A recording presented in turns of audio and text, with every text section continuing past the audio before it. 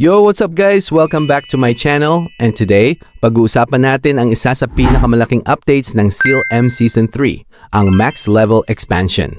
Kung isa ka sa mga players na matagal nang nag-grind, this might be the update you've been waiting for. So let's talk about why this is a big deal. So with Season 3, tinaasan na ng Seal M ang level cap. At para sa maraming players, ibig sabihin nito ay mas marami pang progression ang pwede nilang habulin. Kasi, let's be honest, isa sa pinakamagandang feeling sa MMORPG ay yung may bagong goal kang hahabulin. Instead na ma-stuck sa dating ceiling, may bagong journey na naman para sa character progression.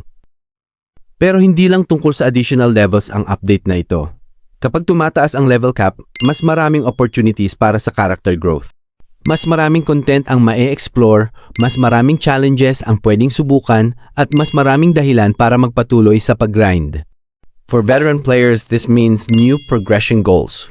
For newer players, this means mas marami silang pwedeng i-look forward to habang lumalakas ang account nila. And honestly, ito yung exciting part. Kapag gumalaw ang level cap, gumagalaw din yung endgame. Nagkakaroon ng bagong targets, bagong milestones, at bagong reasons para bumalik araw-araw. Kaya kung matagal ka ng Seal M player, malaking update ito. At kung bago ka naman, magandang panahon ito para magsimula dahil maraming players ang nasa grind mode ulit. So ayun guys, that's a quick look at the max level expansion sa Seal M Season 3.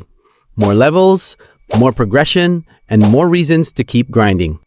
If gusto nyo pa ng more Seal M content, guides, and updates, don't forget to like, comment, and subscribe.